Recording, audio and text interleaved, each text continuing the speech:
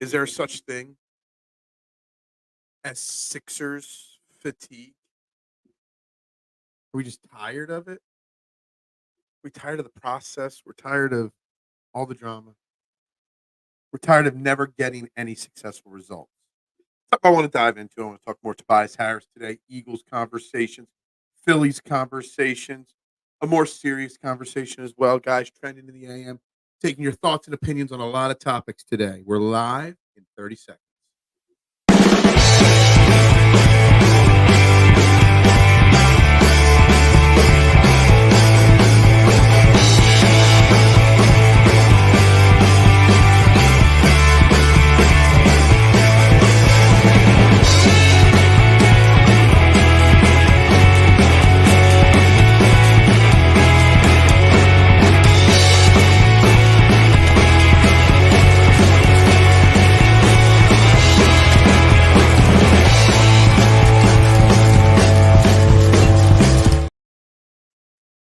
And a very good morning, everybody, and welcome to Trending in the AM, right here on Philadelphia Sports Network. We're live, Facebook, YouTube, Twitter. You know the drill. Hit those like, share, subscribe, retweet, follow buttons wherever you're watching. We're on 6 different platforms over the 3 different networks. Make sure you're hitting all those buttons and getting as many people interactive. It would mean a lot to me if you told everybody, wherever you bump into them throughout the day, tell them Trending in the AM. The most interactive, friendly, fan-oriented morning show, sports talk show, period. I'm your host, Phil Stiefel. You can find me on all social media platforms at Beard and Knowledge. If I'm on it, that's where I'm at. And we've got a bunch of topics on today's agenda.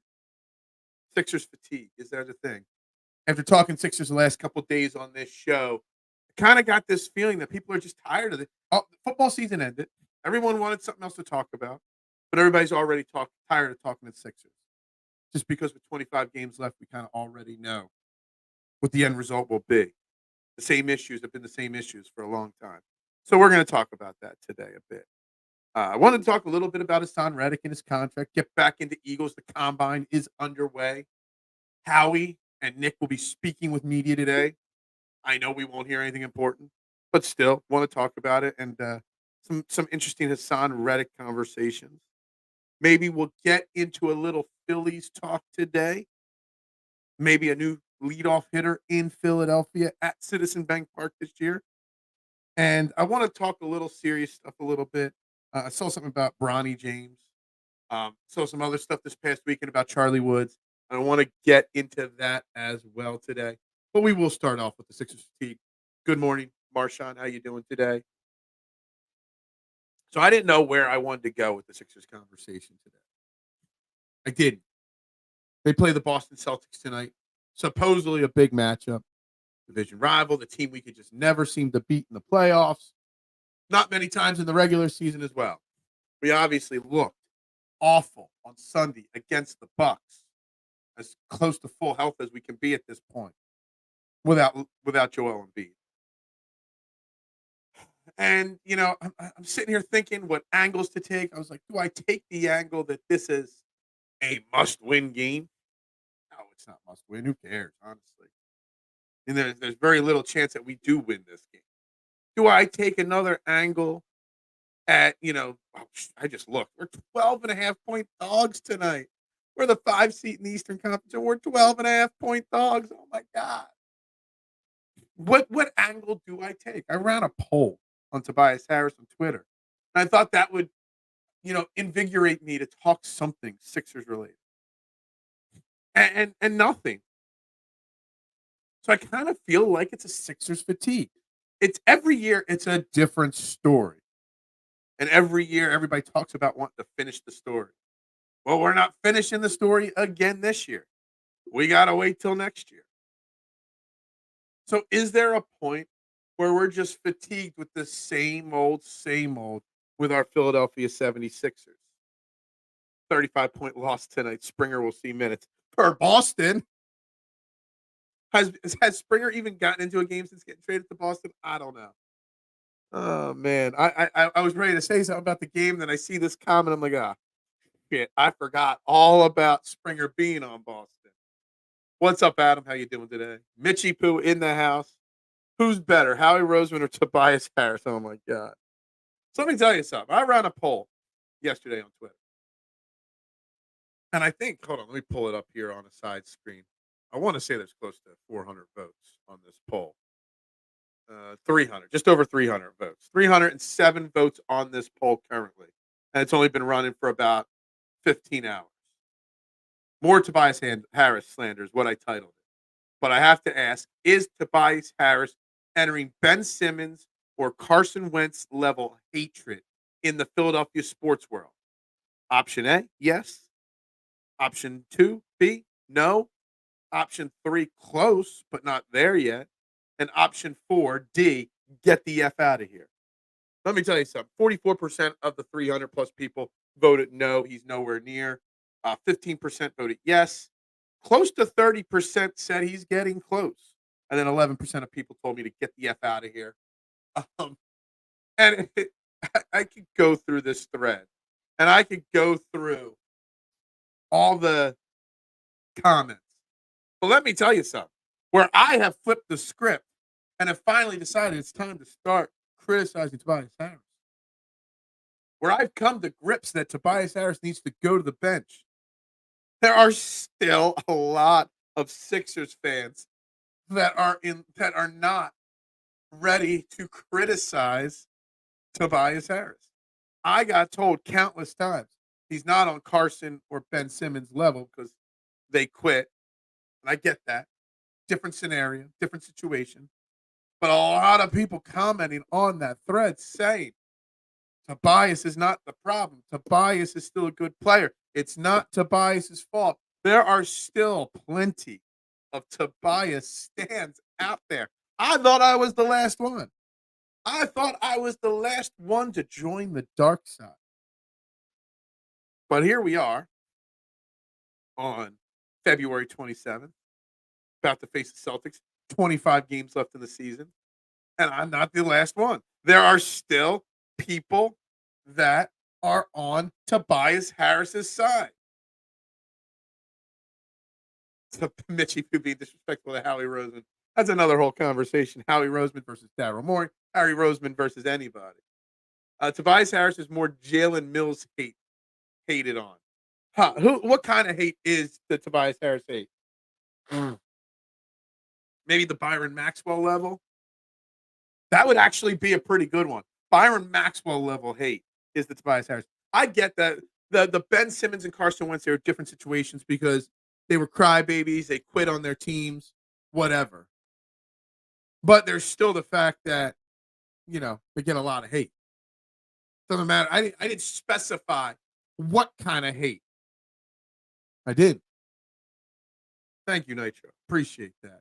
I appreciate you majorly. I appreciate everybody that tunes in daily, whether it's for 5 minutes or the full 90 minutes, whatever. I appreciate each and every one of you. I do this show for you guys, not for me, not for anything I want to do.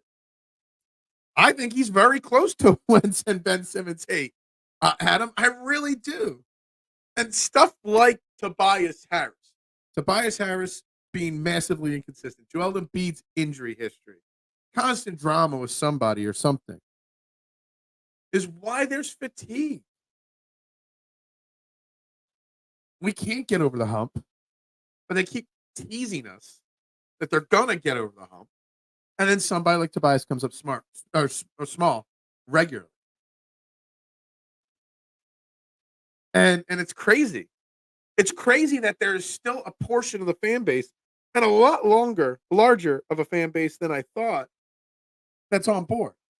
I'm not putting him in the category of Ben Simmons or Carson Wentz quitting level, but the fact that he's not helping lead this team, and whether he's overpaid or not, that's beside the point. He's still right now, because Joel Embiid's injured, supposed to be one of the more talented players on this team. He's got an all-star berth under his name.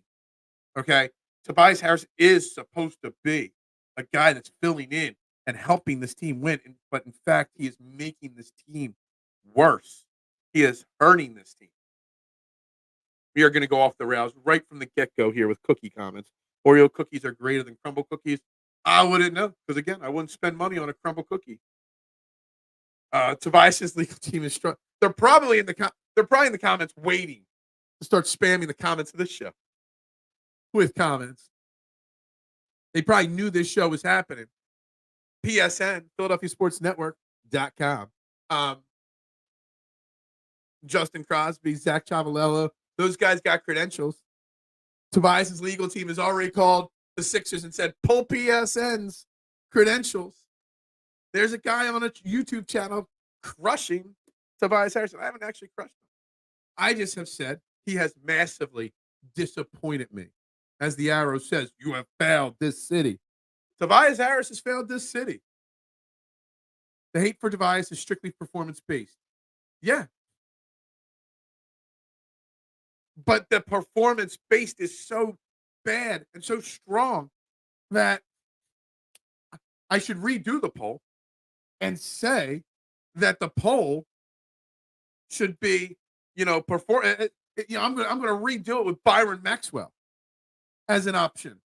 You know what I mean? Something like that. Chips Ahoy. Yeah. I'm sorry. There will be zero Howie hate. So we all have a guy that we won't allow besmirching on this show of Nitros. Besmirching cannot happen for Howie Roseman. Look, Howie Roseman can be criticized, but Howie Roseman is still one of the best GMs in the National Football League. Tobias Harris isn't the best at anything. What happens first? Sixers break through the second round disappointment, or they move on from Joel Embiid? Wow, that's a tough question, Marshawn. This is something that can be left up on the screen for a few minutes, and I'm going to screenshot this too. I don't know if I'll remember it. I'm going to screenshot this because I want to save that off onto the side. That might make a really good, post on Facebook or Twitter later. But that's a good one. I don't know. They're not busting out of the second round this year. I don't care if Joel Embiid comes back or not. Joel Embiid comes back at this point. And look, tomorrow's show, Justin will join us at 9:00 as always. Wednesday, Sixers Talk with Justin Crosby. Look, they can come out and beat the Celtics tonight, and they'll pull us back in. Or they'll lose tonight by 34, and then they'll go beat Charlotte next by 34, and we'll be reeled back in. But realistically speaking, this Sixers team has no chance. There's too many mix-matched pieces.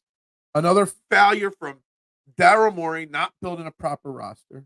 We've got 25 games left. There's a chance we don't win 10 of them. I haven't even looked at the schedule. But this team might not win 10 more games. Means they're barely going to finish over 500. So it's not happening this year. Now, everyone's saying Daryl Morey's going to have all these assets. He's going to fix this team in the offseason, and next year's the year. Well, if that's the plan, you might as well just sit Joel for the rest of the year. Not even try to bring him back. But they're going to. Joel Embiid has to be frustrated at this point. And I'm never going to suggest trading Joel Embiid. I'm just not. But at some point, Joel Embiid's going to want to win a title to solidify his legacy.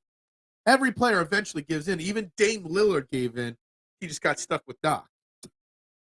Poor Dame. Joel's going to get one out of here, and he's going to get sent to the Knicks or something like that. He's going to be like, that didn't work out as planned either. Or he's going to get traded to Brooklyn and be paired back up with Ben Simmons. That would be the old. I will suggest a Joel Embiid trade only if it means he gets traded to Brooklyn to play with Ben Simmons again. That would be must-see TV. But what happens first? Probably instant reaction to your comment and question here, Marshawn. Joel Embiid asks out before we break through to the second round. That's the Sixers fatigue that I'm feeling. That's the I don't have any confidence in this organization at all. And it's a shame because we've got this young budding superstar in Tyrese Maxey. We've got one of the best players in the NBA in Joel Embiid on our team. We got a great younger coach in Nick Nurse. But Joel will ask out first, probably. Because if he's not, if we're sitting here next year with 25 games left between that 3 and 5 seed, and we're in the same situation we've always been in, losing to teams like the Bucks and Celtics, nothing's changed. By next season, towards the end of the season, the rumors are going to start. The grumblings are going to start. The frustration will start to rear its ugly head on social media. You think A.J. Brown said too much? Man, just wait till Joel Embiid formally. You think T.O.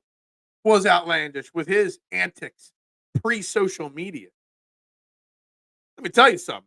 When Joel Embiid says he wants out of here, it is going to be one of the loudest, most over-the-top antics of all time. Welcome to the dark side. That's the best I can do there on that one. The dark side. Adam saying Tobias looks scared and lost. Yeah, absolutely. Once you lose confidence, everything starts to slow down. Start second guessing everything. And once you lose, and this is an argument to be made, you want to save the season? Bench Tobias Harris. Have him come off the bench. Let him sit a couple games. Something we do in baseball all the time. A hitter struggling, thinking too much at the plate, pressing at the plate. All right, we're going to give him 2 days off. Clear his head. If it's really bad, maybe even tell him not to come to the locker room for a day.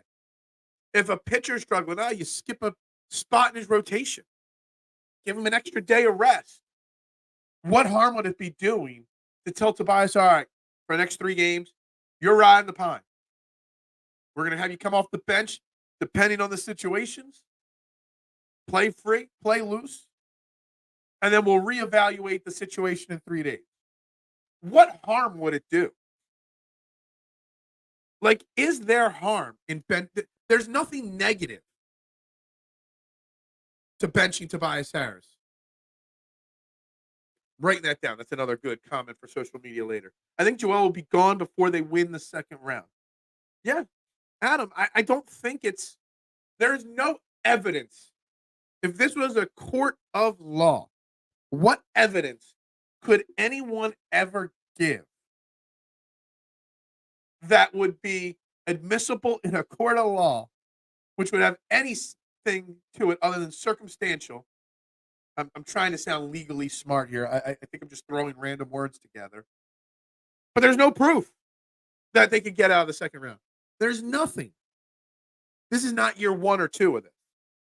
This is year 6 of playoff struggles, of process struggles. Feels like the second round disappointment is far-fetched, but is this the front office and ownership ready to move on from their MVP player? I don't think they do because Joshua Harris loves the money. Well, if Joel Embiid demands to leave, because they won't go to Joel. 0 chance that anybody goes to Joel and says, yo, would you mind if we traded you? Because that's what you would have to do. You'd have to go to him and ask permission, basically. It's funny. The team would have to ask permission to trade Joel Embiid. But Joel Embiid, which is what would happen, will go at some point to Joshua Harris, to Daryl Morey, to whoever says, I want out of here. Let me tell you something. We all know it. The players run the league. If a player wants something, he gets it. If Joel Embiid says, yo, I want to go play with my boy Jimmy Buckets in Miami, it's getting done. If he says, I want out of here, the Knicks and Jalen Brunson look like a good team, he's going to you can't even say trade me and have like 5 options. If he wants to go somewhere. James Harden, case in point, wanted to go to the Clippers, wanted to play with Kawhi and PG. Guess what? No other team got him. He went to the Clippers. It's just the way it is. Campaign is greater than Pat Bev? Maybe. Campaign ain't getting us out of the second round, though. Pat Bev ain't getting us out of the second round. Nobody's getting us out of the second round. The unknown in the offseason is exciting. I can honestly see Katie asking out. Brooklyn fired their coach, and Mikal may ask out and play with the Villanova Knicks. There's going to be an interesting offseason. But do you trust Daryl Morey to do the right thing this offseason to get us out of the second round? Because that's what it is. Is there something that can get you over the fatigue hump of this team? Because this conversation of Sixers fatigue isn't just for the rest of the season. It's for the current construction of this organization. The Daryl Morey, the Nick Nurse, the Jalen, the Joel Embiid, all of the above. That's the problem. Just losing Tobias Harris at the end of the season isn't solving that. And again, he's probably staying on like a 3-year deal. Just forewarning y'all. When we miss out on Kevin Durant, when we miss out on any of these guys that can get traded, let me tell you something. When we miss out on the big names, Tobias Harris is going to be sitting there like, pay me my money. Free agent may be weak, but player empowerment is an all-time high. Absolutely. Yeah. I saw PJ Tucker got 5 minutes in a game the other day. Good for you, PJ. Playoff PJ. Furcon. Poor guy. 11 shots without Joel is a criminal act. Yeah. Supposed to be one of the best players on the team. And you're not. Don't think Joel has it in him to ask out. I could be wrong, but he feels like a loyal person to a fault. That's an interesting way to phrase it. That's possible. I don't know if Joel's got it in him to go and stand up and be like, yo, I want out of here. But Joel Embiid has it in him to go to Twitter and make like 6 troll posts in a row that kind of want out of here. I just don't want to tell you. That's what Joel will do the childish way. Even though he's now pushing 30, he'll do the childish way and use social media to ask out. He'll make a tweet or something that says, I don't know how much more of this I could take, right after a big soccer loss for one of his teams. So that if he doesn't like the response that he gets to it, well, I was talking about the soccer match, not about the Sixers. Joel Embiid's done that before. Used other sports to kind of use to lay the digs. We need Howie, Roseman, Danny Briere, Keith Jones to run the Sixers. Yeah, I've said that before. Put Howie Roseman in charge for sure. I would love Danny Briere's and Keith Jones' honesty coming out of the Sixers organization. We'll never get that from Daryl Morey. We get it for an extent from Nick Nurse, but as the head coach, he can only say so much. On a side note, speaking of head coaches, former assistant of the Sixers, current Detroit Pistons head coach, Monty Williams. I just want to clap to you for the way you handled last night, after that basketball game against the Knicks. Pistons lose to the Knicks in a last-second play. If you haven't seen the video, I forget which Knicks player goes and grabs a steal, and then Dante DiVincenzo literally puts an edge or Roman Reigns-type spear on the Pistons player, steals the ball, and passes the ball for the game-winning layup and foul. No foul called on the spear. Now, supposedly this has been a problem for Detroit all year. Foul calls, foul issues. Reffing in NBA is not good. We know that. But supposedly it's been a problem. Supposedly the Pistons have submitted multiple times claims to the league to evaluate this stuff, and yet nothing's done. So he just goes to his post-game press conference, podium, says, I got one thing to say. This is pathetic. He rips the refs a new a-hole, and he says, that's it. I'm done. Gets up and walks away. First and foremost, that shows that the Pistons, no matter how bad they are still fighting. And that's the kind of post-game speech to the media that, on top of him getting fined, and he will get fined for it. It's just anytime you criticize the refs in the NBA, it's an instant fine. He'll probably get a $30,000 or $50,000 fine. If I'm the players, I'm passing a hat around the locker room and collecting donations to cover it. But that's what brings a team together. And I want to give him hats off. The refereeing in the NBA has been so bad for so long and progressively getting worse. And I love to hear the coaches standing up for their team and their players. Whether you're a 60-win team or a 10-win team. That's what you want to see. PJ got fined for asking out LA. Is that real? I don't even know. I know he said he doesn't want to be there. Yeah, I think there's one more buyout spot left on the Sixers. He's going to get bought out of LA and come back to Philly to close out the season. That would be some. Would you want Drummond back? He would be better. Yeah, of course. I would want anybody back at center. I said it all day yesterday, Adam. There's no scenario where Daryl Morey didn't screw up the deadline. And out of all the things, whether it was trading Tobias to Detroit for Bogdanovich and Burks or what, the biggest mistake was not getting another center. It's clear as day. No doubt it. You got to do better. I don't want Jeffrey Lowry to buy the Sixers. Hey, look, Josh Harris tried to tell Devils fans, and I've tried to tell Washington whatever fans about Josh Harris. Josh Harris is not a good owner. He's a businessman. He's a good business owner. His team prints money. He makes plenty of money on all his teams. But Jeffrey Lowry's number one goal is winning Super Bowls. That's all he cares about. Put trophies in his case. He cares about winning Super Bowl trophies and Oscars. That's it. He likes to rub elbows with his billionaire friends and be like, look at my trophy case here. He's only got one Super Bowl. Josh Harris wants to show off his portfolio, not his trophy case. And that's the problem with Josh Harris. His portfolio is more important than the success of his team and the happiness of his fan base. And you can have both. You can have a profitable team. You can have a trophy case and a happy fan base. You can have it all. But Josh Harris will never do what is necessary. Too long with Brett Brown. Too long with Doc Rivers.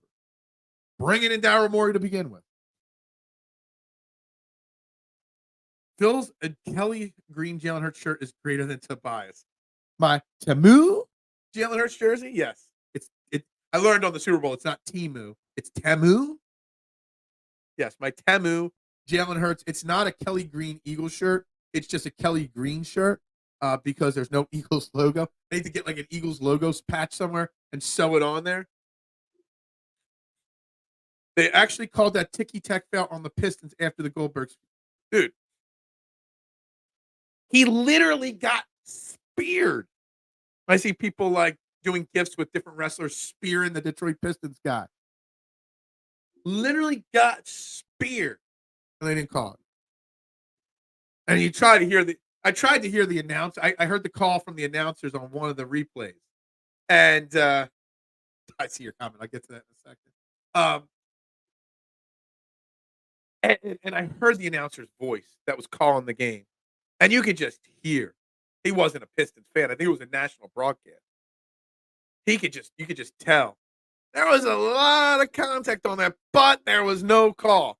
And the sarcasm in his voice when he said it, you could tell that he didn't want the fine. Temu jerseys are greater than Fanatics jerseys. Are you right? I mean, what happened to Fanatics, man? Once promising jersey and merchandise site, gone downhill fast. Have you seen the Fanatics and the new baseball uniforms? Dude, we got crotch shots. We got see-through shorts. We've got terrible logos and jersey names. Like, what in the world is going on with those new baseball uniforms? Like, obviously the one picture, everyone's seen it, of the one baseball player bending over. And there ain't nothing left of the imagination there. That's not good for business, I would say. If there's stock in Fanatics, you might want to sell it. I don't know that, but yeah. I knew I didn't like DiVincenzo. He's a fine, upstanding Italian Villanova alum. The Villanova Knicks, as they like to be called. Yeah. Michael Rubin, mostly known for his white party these days. Is he the white party guy? Yeah, he's the Fanatics guy, too. That's right. He's spent all his money on his white parties, so he got no money left to put quality jerseys out there. I'm forced to promote some Fanatics stuff from time to time. It's a deal I got with an advertising brand. I share out tweets, get paid a couple bucks for it, whatever. Anyway, and it breaks my heart that 90% of the stuff that I have to promote for this advertising site is Fanatics, advertisements. Sucks, but I got to do it.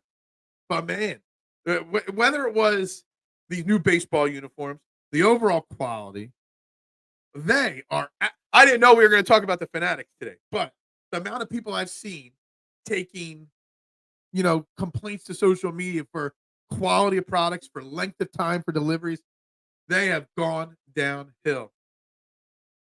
Baseball Fanatics trying to get the ladies in the baseball. I'm thinking now off the top of my head, there was a commercial back in the 90s. It had Greg Maddux and Tom Glavine in it. And it was, I forget who was the home run hitter in the commercial. And the whole commercial was chicks dig the long ball, not you pitchers, basically. And it was like the girls walking out with the home run hitter. I don't remember who else was in the commercial, but I still remember it. So that didn't work to get the ladies into baseball. So they're like, all right, let's turn baseball into Magic Mike here. Was that the thing? They're trying to open up a new demographic to Major League Baseball. Was that the plan between Major League Baseball and the Fanatics? Like, seriously. I don't get it. They got what? What's today? They got about 4 weeks till the start of the season to solve these jerseys. If I'm Rob Thompson, I'm telling my team, today's dress down day at work. Wear whatever you want to the ballpark. Don't worry about the uniforms. Like, seriously. Who cares? Don't wear them if you don't want to. It's dress down day at Baycare Park. Wear whatever you want. We can have pajama. You can wear pajamas on Friday to the ballpark. Dress down Thursday. Hawaiian shirt Tuesdays. Come up with a day every day of the week, just so you don't have to wear that Fanatics crap. Omos is greater than Tobias Harris. Omos would at least not get blocked, like Kelly Oubre on the dunk attempt. Chicks dig the long ball. Was it a Nike commercial? I don't remember. I just remember that Maddux and Glavine were in it. I don't remember, but I know that was like early mid-90s, probably like 93, 94. That time frame. Joel's new meniscus was 3D printed. It has that new meniscus smell. Let's just hope the Fanatics didn't create this new meniscus for Joel Embiid, because it'd be see-through and ripped really quickly. It would be very poor quality. But honestly, like, I'm thinking now about your comment, and it's funny, and I want to say stop. An opportunity to promote. Stop. My T-shirt site. I saw a YouTube video. I'm not supposed to say link in the description. Supposedly that's bad for the algorithm, but link to my T-shirt site is down below. I don't know why I wouldn't be able to say link below, but Core 12 and of course Fairway to Heaven back tonight. We're going to go early tonight. We're going to do Fairway to Heaven at 6 p.m. tonight. Get it out of the way early today. But there will come a time where body parts are 3D printed created. Like, for some reason, when you said that sarcastic joke and it was funny, I'm still thinking in my head that there will come a time in life where a 3D printer will create new body parts for us humans. Like, seriously. I don't doubt it one bit. Our truth is greater than Tobias Harris. Side note, I hate the fact that they keep doubling down and tripling down on our truth in the comedy. It's almost becoming boring now, because it used to be like a funny side shtick, but now it's front and center all the time. Let our truth go to Ron Killens. Let him show what made him the first black NWA champion over in TNA. Let us see the fact that he could be a legit threat with a little side of you. I'm waiting for it. I want to see it. What is going on, TMC? We're talking basketball, refs, bad Fanatics jerseys. I do want to bring up Haason Reddick and his contract. And I saw something from Big Al from EOP Philly Sports. I thought it was from him. It might have been from somebody else there. I thought it was him. About Reddick's contract. And I know there is some talk about Haason Reddick, what he wants. We're in the negotiation stage on an extension. Eagles are looking at 20 to 22 million. He's looking at 25 million. Would you be okay giving him one or the other? Whatever.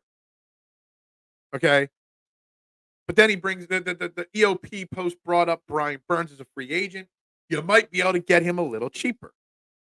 And he's about 4 years younger than Haason Reddick. We've already talked about Brian Burns in the past at trade deadlines. Would you want Haason Reddick to stay? Heart and soul of this Eagles defense, 3 years, I said from the get-go it's going to be about 65 to 70. He wants 75. Or do you want to go get Brian Burns, 4 years younger? I don't agree with the post from EOP that he'll cost less than Haason Reddick, that massively amount. I don't think you can get Brian Burns for less than $20 million. In this day and age of paying edge rushers and defensive ends big money, I kind of feel like Reddick at $22 million for 3 years, or even 25 for 3 years, or Burns for 4 years at 20. I would take Burns. 4 years younger. Let's see here. Monty Williams would have been horrible here under the control of Joshua Harris. Very possible. Good morning, Chuck A. What's up, my man? How you doing today? Hope you are well. Birmingham, bird is the word. 2022 for Haason, I honestly don't know. What, if you think it's worth it? I mean, I think he's worth $22 million. I would feel very comfortable Haason Reddick, 22, 23 million for 3 years. I'm not going over 3 years with Haason Reddick. I'd be very comfortable with that. But the point is, would you rather Haason Reddick at his age, I think he's about 30, and Brian Burns is about 26, would you rather break the bank for Haason Reddick or Brian Burns at this point? You know what you're getting in Haason Reddick. We think we know what you can get from Brian Burns. I think Brian Burns on a very good defensive line, like the Eagles always have, would feast instead of that trash Carolina team he's been playing for. Remember when R-Truth? Yes, we brought this up a couple weeks ago on the show. Adam Pac-Man Jones, amongst the football players that have appeared in a wrestling ring. He wasn't allowed to be seen on TV, but he was tag team champ with them. That's right. I would never forget that. TNA had some great tag teams back in the past, but mistakes like this, putting Pac-Man Jones with the titles, was so stupid. Burns wants 30 mil. He can be a got for 26. So would you rather give Haason Reddick 23 million for 3 years or Brian Burns 26 for 4 or 5 years? That's the question. So I think the theory of the post from EOP was good. I think they got some of the numbers wrong. I think they got some of the theory behind it wrong. But I think the overall idea is very, very good question to ask. So I want to bring that, and we can keep talking Sixers. We can keep talking Tobias Harris, Sixers fatigue. We can keep talking all that. Talk about fanatics, but I want to bring, would you prefer Reddick or Brian Burns if the money is that different? He is not as good at linebacker as Reddick. Right, okay. I get that. Burns slightly better edge. So I guess so I get what you're saying. It depends. You might not be saying it this way, but you're saying it depends on if Brian Burns is a better system fit than Haason Reddick. And what's that system that Vic Fangio is going to run? And what is going to happen under Vic Fangio? You know, Vic Fangio likes to drop his edge guys back into coverage. Haason Reddick's done it. Haason Reddick doesn't like to do it, but he's done it. Has Brian Burns ever done it? I don't know much about what the system was in Carolina. You don't get really elite guys cheap. For sure. Nobody comes cheap. And with the we talked last week that the salary cap was bumping up to 250. Then they announced it officially. The number was like 255 or 257. There is so much cap space for the Eagles this year. We're going to have upwards of 60 million with cuts and restructures, but we're not going to be the only team with cap space.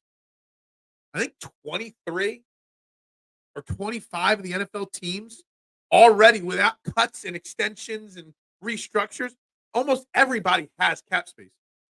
Hell, the Washington Commanders are going to have close to 100 million before cuts and restructures in cap space. They might have north of $100 million to spend. I don't know what Washington will do with all that cap space. They'll probably screw it up somehow. That's another subject. The age and his dip in production scares me. Just signed Chris Jones. Carter Jones 2024. That'd be a great T-shirt right there. I can make that shirt in a little election format. I can make big bucks on that. You got to get Jones here. I'm going to pre-make that shirt just in case that it happens. But yeah, I don't think he had a dip in production so much as the whole defense just was poor all around. Unless he returns to 2022 form, I have no interest in retaining Reddick at any price. Wow. Wow, that is an interesting, bold comment. I think Haason Reddick is still one of the top 5 or 6 edge rushers in the game, Chuck. I really do. 2022 form was pretty elite. I get that. He only had what, 10 or 11 sacks last year. Some of that is because of injuries early in the year. Some of it's because the secondary was atrocious. Linebacker play was bad. He had to drop back into coverage more frequently later in the season. I don't think his production dipped as much as you think it did. I grade Reddick 90, great all around, but limited in areas. I disagree. I think Reddick's better all around than you give him credit for. We saw multiple times this year where Reddick was stopping the run effectively. I think Reddick's a very, very, very good elite edge rusher. And Big Al, edge of Philly. I'm not sure if it was you or somebody else on your team that made that post. I hope you don't mind me. I'm giving you free promotion here on the show.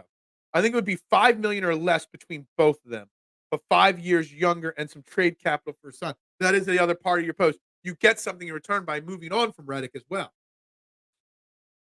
I actually think that they'll sign for the exact same amount, if not a smidge more to Burns. That's where I disagree with you. Burns is younger. Burns put up really solid numbers on an atrocious Carolina team, one of the worst football teams of the last decade. And he still put up numbers. And he's 4 or 5 years younger. I think he value on the open market with all this cap space is a lot higher for Brian Burns than you give credit for. If Reddick's getting 22, Burns is getting 22 as well. If Reddick gets 25, Burns is definitely getting 25. Burns at 86, but 6 points more on edge. You're like giving me like Madden ratings here or something. Like, I don't care about Madden ratings. I take Burns got to stay young. That is a key thing. You want to get younger. You don't need to get older. And something that Howie has been very good at is keeping it business-like. And if a guy's got to go, a guy's got to go. And maybe it is time. Haason Reddick leaving, he's doing everything the right way. He's not leaving because he wouldn't leave because he wants to. He's trying to secure his final bag. And I don't crush him or hate him for it. Getting a 3rd-round pick for Haason Reddick and then sign Brian Burns for the same money, but maybe another year, then you would sign Haason Reddick. To me, that's win-win. As long as Howie makes the right pick with that draft pick. Eagles will be one of the upper level of cap space, and they're a contender. No one is going to Washington. All right, money. So hold on here. This is something I strongly disagree with. There will be people that go to Washington. Money talks. They got $100 million. Problem is they're going to have to overpay people to go to Washington. If it just hypothetically speaking, Tim, and again, thank you for checking in on Twitter. If you're watching on Twitter, and there's always people that watch on Twitter, you can comment on Twitter, just like Tim's doing here. If Brian Burns to Philly is going to cost you 4 years, $25 million a year, just say hypothetical number. It's going to cost Washington to get Brian Burns 4 years, $30 million. That's what's they're going to have to reset the market based off of every person they bring in there. That's just the unfortunate level of it. That's just how that's going to go. Chuck standing on business. Yeah. Reddick is a top player, great all around. I mean, you already said that. Thank you. Good morning, Eric. What is up? Core 12 in the house. Hope you are well, my man. They are my rating, Phil. But no. It just sounds like you're making Madden. Like he's a 90 on this and an 86 on this. It just sounds like you're giving me Madden ratings. I couldn't tell you the last time I even played Madden. I know what you're doing. But everyone's gonna. It's just not between Washington and Philly for these guys. Everybody's gonna have massive cap space. You've got the right to keep Haason Reddick, and you might be able to get Reddick a smidge. Like if Reddick's worth $25 million on the open market, and the Eagles offer him $23.5 million, he might just value staying in Philly over $1 million as long as he's getting a good guaranteed dollar amount. Not moving his family, stays home. He might just be happy. Now, if it's $20 million that the Eagles offer, and someone on the open market is willing to give him $26 million, yeah, then he's going to go. But it's a difference between $1 million or so. He probably stays. And I am not bringing this up because I think Haason Reddick is going to leave or should leave, or the Eagles should move on from him. I'm just bringing this up because realistically speaking, there might be better options than Haason Reddick out there. And you're trying to get younger. You got Carter. You've got Davis. You've got Milton Williams. You got Josh Sweat. Fletcher Cox is probably moving on. Brandon Graham might be moving on. Brandon Graham, if he stays, will stay cheaply. You've got an aging secondary in Bradbury and Slay. You don't know what's going on there. Maybe it's time to just get young, and Brian Burns gets you younger. But again, I don't know if Brian Burns fits into that, edge rusher that drops back into coverage philosophy that Vic Fangio will obviously want to run and utilize regularly. You need an edge in addition to Reddick. Would you draft one? Absolutely, the Eagles will draft one. They might draft one at 22. Again, Howie Roseman only drafts edge rushers or defensive linemen, offensive linemen, and wide receivers in the first round. That's it. And it's going to stay the same. Think Albert Ainsworth. Yeah, Washington massively overpaid him to go to Washington. That's fine. But that is something they're going to have. I think right now the number's like $88 million, and that's without cutting or restructuring anybody's contract. All right, the Washington Commanders. Like we can, with like 3 moves, go from like 30 to like 60 million in cap space. They're at 88. A couple tweaks here and there on their roster. They're going to be north of 100 million in Washington. That means they can overpay multiple guys and go from there. Just saying. I could tell you last time I played Madden, if you're over 40, don't do it. Yeah. You cried. You left. You ran away from home afterwards. The last time I played Madden, I was just like everybody else in the early mid 2000s. I got a Nintendo Wii as a gift from somebody. 2008 Madden on the Wii. The last Madden game I ever bought. It was so bad on the Wii. I've never bought it ever again for anything. I don't even own a video game system anymore. I don't have time for video games. I don't enjoy video games like I used to. I'm just over video games, honestly. I don't have the attention span for these long, drawn-out storyline games and sport games. I'm just not as good as I used to be. I was a killer at Tecmo Super Bowl, sorry. I was great at that. The original Madden, like 94, 95, I would whoop up on that. But now I'm just not good enough anymore. And everything's season mode and franchise mode and building teams. And dude, I don't get that. I just want to get in there, play a game, prove my worth. That's all I want to do. Hate to be downer, but the collapse is still too fresh. Fangio's scheme is played out. Dismissal times ahead. Hey, Chuck, like I say on this show, everyone's opinions always actually matter on this show. And it's okay to be a Debbie Downer. It's okay. The collapse is still fresh. And I'm going to screenshot. Oops, I hit the wrong button there. I hope I didn't just shut my entire stream down. But I want to screenshot this here because I want to put this is another one that I could put up there. People are still tired and over this. I get it, man. I get it. And I didn't want Vic Fangio originally either. Let's see what we got next year. Why wouldn't Washington make a play for? They will. They're going to make a play for a lot of people. And so, but see, and it's not just Washington.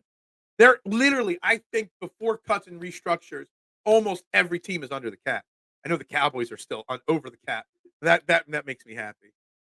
But most teams are under the cap. And it's only going to get bigger and bigger. I am a Debbie Downer on Tobias Harris. I never thought I'd be, but I am. Mitchie Poo always trying to keep the conversation back to the Sixers. I see giving Reddick this extension will become buyer's remorse. It's possible. It's very possible. Anytime you're giving a big dollar contract to anybody north of 30 in the NFL, that is always there's always that chance. There is. But you can't doubt that his production has been pretty elite. But I get the feeling, and I understand it. We've seen it far too many times with all of our Philadelphia sports teams giving out contracts, big contracts, to aging players. Football's the only sport, like in baseball, sometimes you pay somebody, or basketball, you pay somebody for what they used to do, not what they're now capable of doing. Football's the only sport that you don't have to do that. You don't have to. It's easier to get away from that. What? What's up with that? There. See, I always like to throw a reference to wrestling somehow with a voice. What's up with that? There needs to be at least double-digit likes, if not 16, 17. If you're watching this show, we'll do a soft reset here, or premature reset on cue for Mitchie here. You're watching Trending in the AM right here on Philadelphia Sports Network. Like, share, subscribe, retweet, follow all the platforms. Drop your comments. Get those likes in. Let's go. Got to be better. But I appreciate it. I'm Phil Stiefel, your host, every morning here. Make sure you're following me as well. And right back to it. Overpay and still be horrible. The Washington way. Well, now it's the Josh Harris way, which is overpay and be average and make a lot of money. It's kind of like the new way of doing things when Josh Harris is around. Just like the Sixers. I got to get off on another little side tangent here. We keep the Reddick conversation going, Burt versus Burns. We can keep the Tobias Harris conversation going if anybody wants to. But man, amongst all my conversations on Twitter yesterday,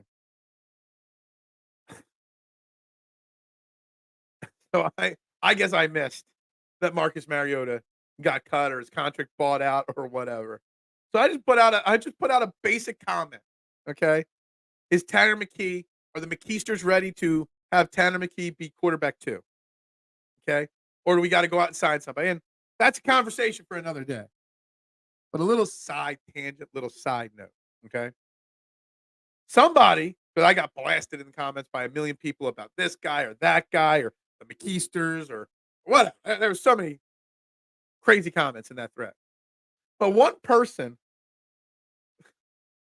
told me that don't worry, Jalen Hurts is the quarterback 1, so quarterback 2 isn't as important. And I'm like, hold on a second. My response to the person was basically, oh, I'm sorry, I didn't know Jalen Hurts was still quarterback 1 of this team. Didn't think you had to tell me that. That wasn't very polite of me. But do you still have to tell people that Jalen Hurts is quarterback 1 on this team? Like, isn't that a little weird? Like, does somebody really think that there's an art? Does the way this person phrased his response makes me think that they think there could be a quarterback battle going into camp? And I just laughed. I thought it was so funny. I really thought that was one of the funniest responses I've ever gotten. I trust that Howie will make the right move. He hasn't really screwed up back-to-back seasons. If Haason is too expensive, we'll turn it into a soft up where getting acquired picks. Yeah, look, we got to have faith in Howie. Howie's been pretty damn good for about 5-6 years now. Even when 2020 happened, and it happened, he was able to rebound like that. This year was this year a worse season than 20? No, this year might have been worse because it was more of a collapse than 2020. But in 2020, there was the big regime change and stuff. So Minshew could be available. Just what we need, more Minshew mania. Hey, it's all right. Minshew's a great backup quarterback. Howie, we should. Do we need to have faith in Howie? I think we do. He's made plenty of mistakes even recently. But you know what? He's done a far more good than bad. So having faith in Howie is something we kind of sort of have to do. Unlike Daryl Morey, where he's never done anything to have faith in him. One of my posts this weekend saying I had more faith in Howie than Daryl Morey.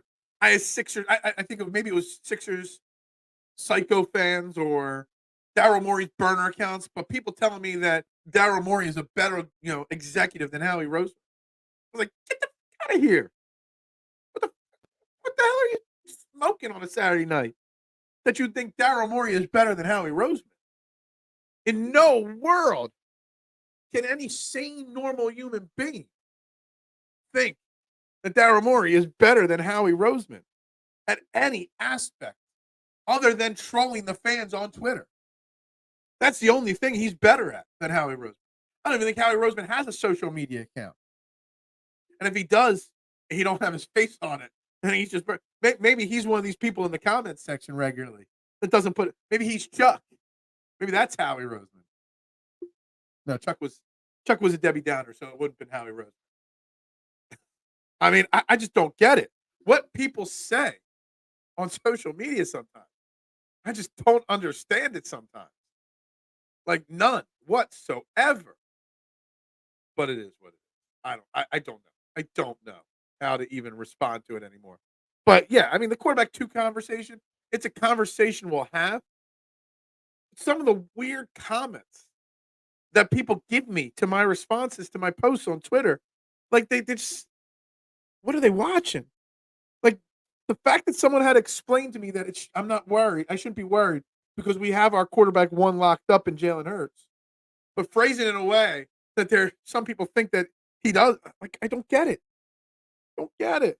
Daryl Morey is not better, not at all than Howie Roseman. Not even close. All right, I got one more thing at least. I wanted to bring up the Phillies. Maybe we'll save Phillies for another day. I do want to talk Phillies. Maybe we'll give it another day, see what another lineup looks like today down at Baycare Park or whatever it's called. But I want to bring up one more interesting, subjective, more serious, sports related, but not directly sports related topics. And it was hold on, I don't know if I was late or what, but I just got like 5 comments all instantly. I wonder if I was lagging somehow in the comments. Terry McKee will be quarterback 1. I'm sure there's somebody saying that. Second year of Wentz horrible contract is when Howie drafted his replacement. Yeah. McKeisters. Team played like Keisters last year. Howie can't draft.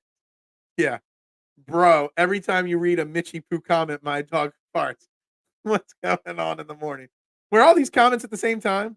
Or was there some kind of a lag? Because I don't know. I got them all at the same exact time. Anyway, we can keep conversation going on all that. But I want to got some different demographics in the comment section. But something that I kind of felt bad for when I read yesterday. And it got me thinking. And it got me thinking this weekend too. All right, so Bronny James, LeBron's son. He's a freshman at USC. I guess the big mock drafts don't even have him coming out in the draft this year. And he's not having a good college season at USC, obviously. Charlie Woods was trying to qualify for this week's Cognizant Classic, and he shot like an 86 over the weekend last week. Bronny's obviously a freshman in college. Charlie Woods is a little younger. I think he's 14 at this point. Could you imagine being one of the best of all time in sports, LeBron James or Tiger Woods? Your son wants to follow in your footsteps. The amount of pressure on Bronny James and Charlie Woods right now. And I've made Charlie Woods comments saying that Charlie Woods is what could save golf. And I stand by that.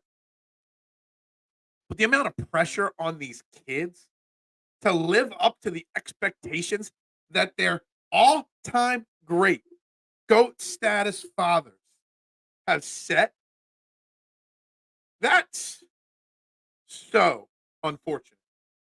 Like Bronny James will always be linked to LeBron. Everybody's pushing him because wherever LeBron or Bronny James goes in the NBA, then you get LeBron there. Maybe. Charlie Woods, I mean, his dad is literally the greatest golfer ever. And he's actually a pretty damn good golfer. Hey, at 14, he's shooting an 86 on a PGA level course. Oh, you got me putting the pressure of the whole entire league on his shoulders. I just feel bad for the immense pressure these kids. They're not just in the spotlight. They're not just kids that have to go to school, be like, your dad is famous. These guys have kids have so much pressure on them. And I kind of feel bad for them. And I was reading these comments after Bronny James, is now being recommended to stay in college for another year or two by these experts. Like, Do you understand the pressure that puts on this kid? And it's being talked about not because he's failing as a college basketball player, but he's being talked about because his father's LeBron, and LeBron has stated he wants to play on an NBA team with his son. The expectations are all wrong. The fact that Charlie Woods tried to qualify for an event and there were thousands of people following around with cameras. I don't think that played a factor in it. Tanner McKee actually is better than Tobias Harris. There ain't nothing wrong with saying that whatsoever. Charlie Woods looks like the real deal thus far. Well, he shot an 84 or 86 over the weekend, didn't qualify, but that was because on one par 4 he had a 12. I don't know what happened on that hole, but I did see his scorecard, and he was like shooting like 4 under or 4 over, and then he dropped a whatever +8 is, not a triple bogey, quadruple double. I don't know what a +8 is, on a bogey terminology. But he basically fell apart on that hole, and that ended his chances. But the kid's got a great swing. But he's 14, and he's got people like me saying the sport needs him. You got people that are just waiting for him. I said, put him in the Masters. Give it a special exemption. Like, I don't know. I kind of feel bad for him and Bronny. Like Bronny, I don't like Charlie. I've been following him for a while because I'm a much bigger golf fan than a LeBron James fan. But Bronny's had this expectation put on him since day one. Charlie Woods has had this expectation since he was like 6 years old on him. It's unfortunate. Yeah, Michael Jordan. Yeah, they were actually engaged for a while. They just broke up recently. Talk about a power couple. Jordan and Pippen's kids getting married. Their first kid would come out and want to play like soccer or something, and not basketball. Just think about it. Like Michael Jordan's son could walk right in here right now. I would have no idea who he is, because he's been kept out of the limelight. Bronny James, I would know who he is if he walked in here. Charlie Woods, I would definitely recognize instantly if he walked in here. This can't be a serious question. Can it, Mitchie Poo? Seriously? I did make my first Masters, futures bet last week. Will Zalatoris, 35-1 to win the Masters, just so you know. Fairway to Heaven, the original, not the copycat league. And shout out to my man, Len.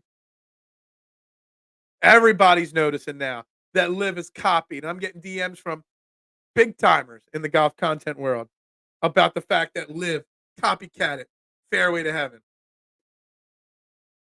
I missed this one. Howie got lucky on the one Super Bowl ring. That's funny. MJ had enough of that crap. Yeah. MJ said, no. You can't marry her. I think that was a problem for a while, honestly. And then I wouldn't be surprised if either MJ or Scotty finally convinced their kid, yeah. There's other fish in the sea. There's a dating game you can go on and find somebody. Can't marry that person. Like, I just don't get that. That's always been a disaster waiting to happen. But anyway, to the point of it all is, do we put too much pressure on these kids? I mean, they didn't ask to be born into a famous family. Do we blame the parents for putting too much pressure? I don't think LeBron has purposely put pressure on Bronny, but LeBron has blatantly said he wanted to play on an NBA team with his son. Bronny James, to me, is like, not Lonzo Ball, not LaMelo, but the other one. The other Ball kid that had no skills whatsoever. Only got a chance because of the name. And Bronny's getting opportunities because of the name. Bronny will be, if Bronny went into the draft this year, which he should. He had a medical condition to start the year. He has not been good this year. If Bronny James went into the draft this year, he would be a first-round draft pick. he shouldn't be a draft pick even in the second round, honestly. But he would be a first-round draft pick. Why? Because of his name. Why? Because LeBron almost is guaranteed to come to your team now. And even if LeBron doesn't come to your team, when LeBron retires, he will be at your stadium every night watching his kid play. That is immense pressure. That's borderline Tobias Harris getting a max contract when he doesn't deserve it. And the amount of immense pressure that goes with that. It's very similar. Different, but similar. Charlie Woods literally has to win a Masters. Has to. He's got to save golf. I've already said that. Charlie Woods could put the LIV Tour out of business. Charlie Woods going to LIV right now at 14 would be a riot. But just think of that. Think of that. Is it unfortunate? Is it a shame that these guys, these kids, these boys get this much pressure put on their shoulders? I think it's a shame. I think it's sad. Yeah. You never know. Wherever there's an opportunity to throw a Tobias Harris comment, it wasn't a shot. If anything, it wasn't a shot what I just said about Tobias Harris. It was a supportive comment. I was comparing Tobias to a 17, 18-year-old kid with immense pressure put on his shoulders. If anything, I was standing up for Tobias there. I was backtracking a little bit.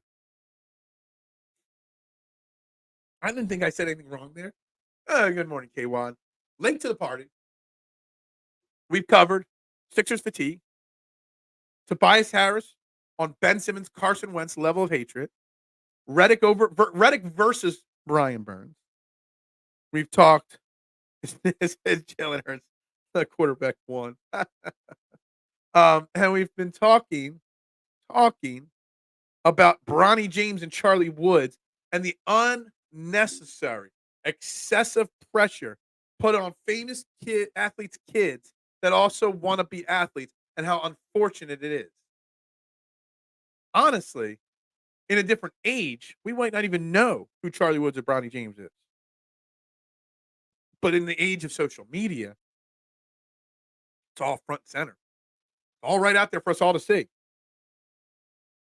The fact that all these high school games that Bronny was playing in were televised. High school games are far too frequently televised on ESPN and stuff like that. Like, it's just putting too much spotlight on these kids when they're not ready for it. And I have a soft spot for this. I feel bad for these kids. I feel bad when kids are put in a spot that they have to win, and if not, they're a failure or whatnot. 3 words or less on Tobias Harris. I could do a couple different answers to this. I could say wasted money. I could say one word, underachiever. I could say bench Tobias Harris. I could say Harris. I don't know. I think I'm running out of ideas there. The kid's name is Hava. Who? What? Is Bronny James' real name Hava? I don't know. I don't know what that means. Sorry. Missed that one. But I feel bad for these kids. That's the whole point of that segment. And I really started thinking about it. And we're going to talk about that again tonight on Fairway to Heaven, 6 p.m. right here, same channel. We're talking the cognizant. I'm cognizant of the fact that we are going early at 6 p.m. tonight for the Cognizant Classic.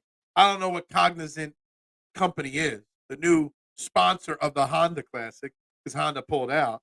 I actually wikied what the company Cognizant is, and I looked it up, and I read the whole wiki page. I still have no idea what they are. But they are the sponsor of this week's tournament at Jack's Place, PGA National. Already got some bets placed. Get to stay tuned tonight. Get some good information on tonight's tournament. I'm feeling good this week. I'm winning some big money this week on the PGA Tour. You got to tune in tonight, 6 p.m. But I'll bring it up with Jason as well. This Charlie Woods, Bronny James conversation, because he's got a kid. Jax, his son. Awesome kid. Cooler already than I've ever been. So he's going to give us a firsthand father account of this. Because I think it's interesting. A couple other things we can bring up here today. Tomorrow, we'll be talking about nothing. And what do I mean about talking about nothing? We're going to be talking about nothing tomorrow because Nick Sirianni and Howie Roseman will be speaking to the media from the Combine today. The Combine is useless. We already heard my opinion on that yesterday. Not useless, overrated. The Combine should be one small piece of the puzzle. But it's such a big piece of the puzzle for most NFL teams. But anyway, Nick and Howie will be speaking to the media today from the Combine. I know Chris Franklin, I already saw, I'm tracking the Chris Franklin flight. Everyone tracks Taylor Swift's flights. I was tracking Chris Franklin's flights. See if he got out there all right. Just kidding. I wasn't tracking your flight, Chris. But they're not going to say anything. We're all going to be sitting with our ears listening to their press conferences. But yet they ain't going to say a thing. So we're going to talk about the nothing that they say tomorrow on the show. That's just what we're going to do. Because that's what we do. They also supposedly scheduled their appointment with X-Man Jr. at the Combine. Jeremiah Trotter Jr. meeting with the Eagles. Possibly. Quite possibly.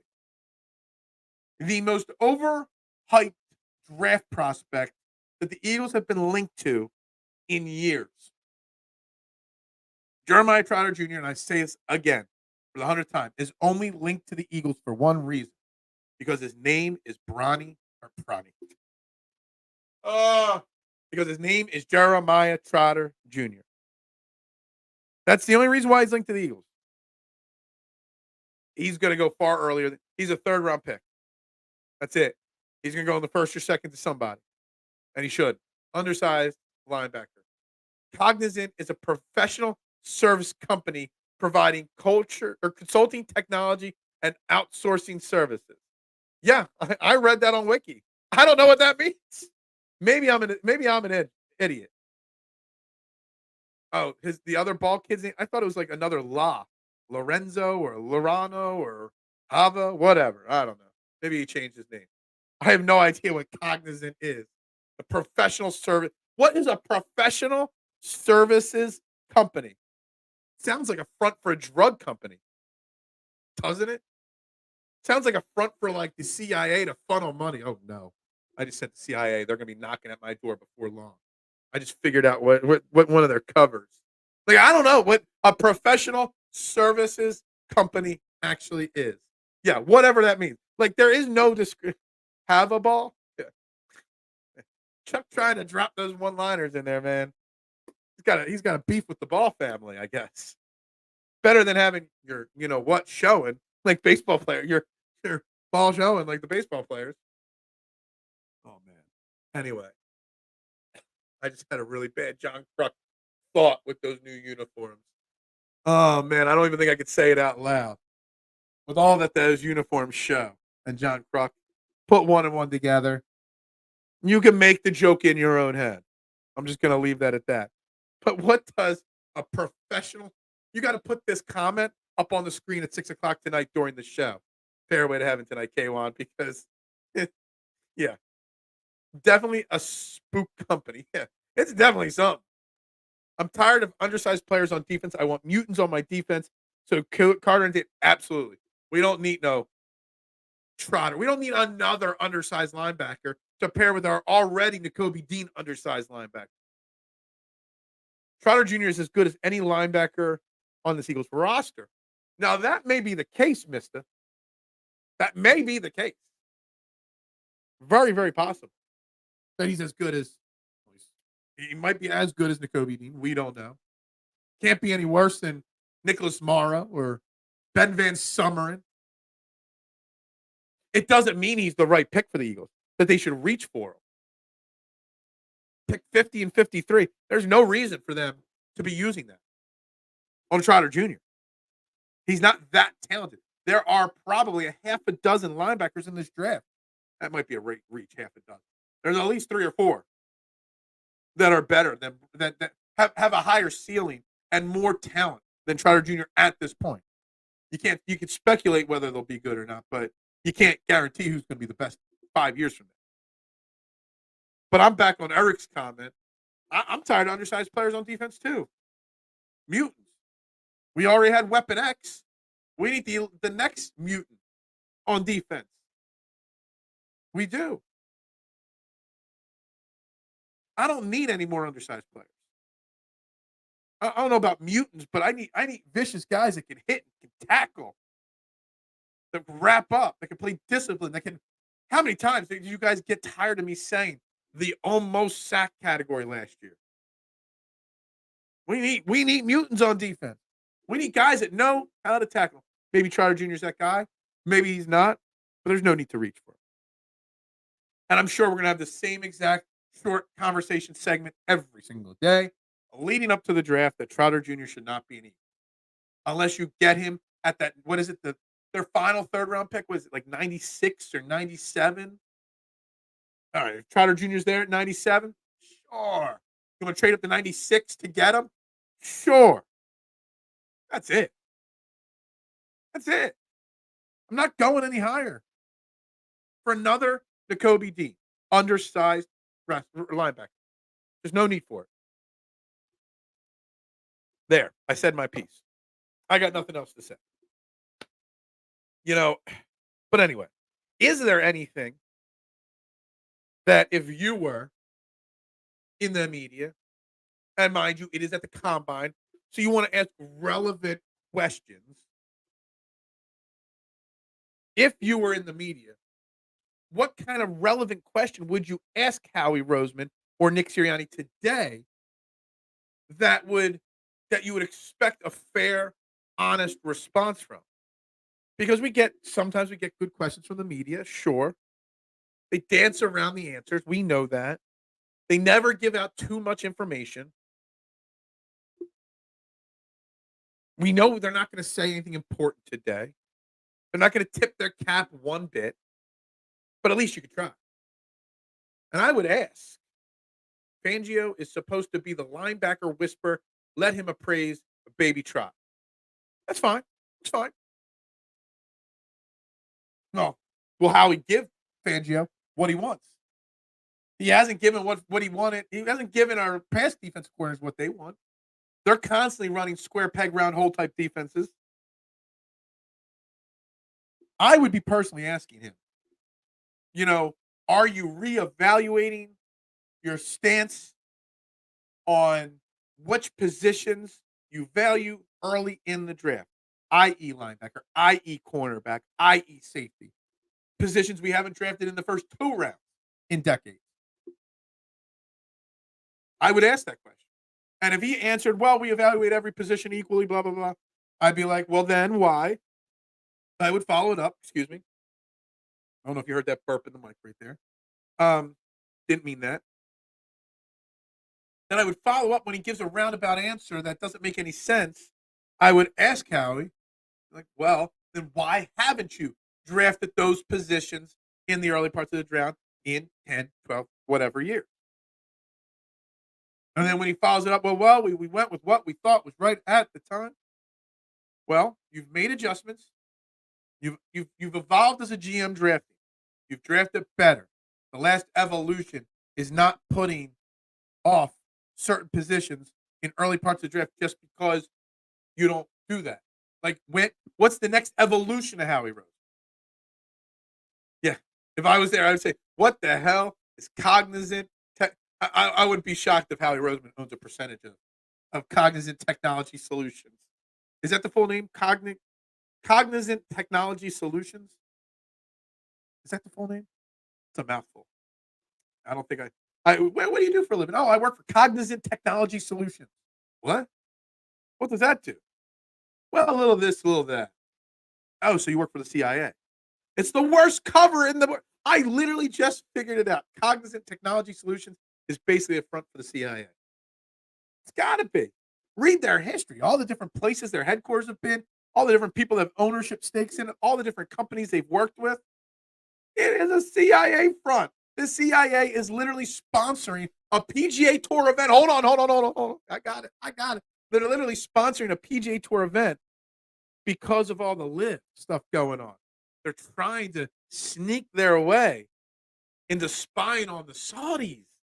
Look at me. I'm pulling threads here. I'm putting one and one together and coming up with four. Got this. I figured it out. I bet Jeffrey Lurie owns. I don't see Jeffrey Lurie being part of the CIA. Howie, though, Howie strikes me as an analyst for the CIA type guy. Just doubling as a GM of a football team. I see that. If I was a media member, I would ask Howie, did the NFL give you the script yet? And that's why you would lose your credentials like that. And can you give us a teaser trailer? I would have yeah, I didn't even see that end part of your comment yet. Yeah, you would have a short media career. See, I would be great at these press conferences because I could come up and formulate questions in a way professional way and still get the tough question asked. There's ways to phrase the tough questions in a polite, professional manner. Yeah, dude, I'm telling you, K1, I figured it out. Dean is glass. My question is, question Howie would be, why don't you go back to the broom closet where you belong? You would also have a very short media career, Chuck. Howie has been better the last 3 years, my man. Hate to break it to you. Hate to try to bring Debbie Downer back up with a little smile. I was front and center for the Fire Howie Roseman hashtag back in 2020. I was wrong. Howie is a damn good GM. Top 5 in the NFL. He will never go back to the broom closet. Another team would hire him literally. Before the ink is dry, he'd be signing his other contract. Instantly. So you can't move on from Howie. You just can't. And you can't. I think if you want to criticize somebody, criticize Daryl Morey as a GM. Hell, you could hypothetically criticize Dave Dombrowski. I don't think you need to, but you could. Because he hasn't actually won anything yet here. I don't know. Daryl Morey is the only one, GM-wise, that deserves criticizing at this moment, Philly-wise. You can't criticize Howie Roseman. He's just had far too much success in recent years for it. 3-ish good years don't wipe the negative stain off, but it does eliminate the stain a little bit. One more Super Bowl would completely eliminate any of the negativity that we have towards Howie. But Howie does a good job. So I can't criticize him. And I can't stand for his slander at this moment. All right. We're going to start the wrap-up process here. A couple moments early. Got to get into the shop. Got a catering order. Got to leave the shop at 11 with. Not too big. Get in there 10. Get it done and out the door pretty quickly. But things on the agenda for tomorrow on Trending in the AM. We will recap. No matter how atrocious the Sixers are versus the Celtics tonight. Marshawn already said they are losing by 35. Might not be 35, but it might be 33. Whatever happens tonight with the Sixers team, we will recap it. And, of course, Justin Crosby will be joining us at 9 a.m. most likely tomorrow, as always. We will continue talking Eagles. We will talk about whatever Nick and Howie says. Maybe we touched on the Phillies. I've been wanting to bring up this Trey Turner in the leadoff spot on Sunday conversation. Is Rob Thompson going to shock the world and let Trey Thomas actually bet leadoff like he's supposed to over Kyle Schwarber? I don't know. Maybe. It'd be shocking, but it could. Could be possible. There are all things on the agenda tomorrow. Company that puts microchips in their coaches and quarterbacks' brains and tells them what to say to the media. Honestly, it could be. That description also sounds very CIA-esque. It does. $500 super chat. I wish it would be a dream. Sixers win by 10. So we've got one person saying Sixers lose by 35. We got somebody saying the Sixers win by 10. Maybe it falls somewhere in the middle there. Maybe.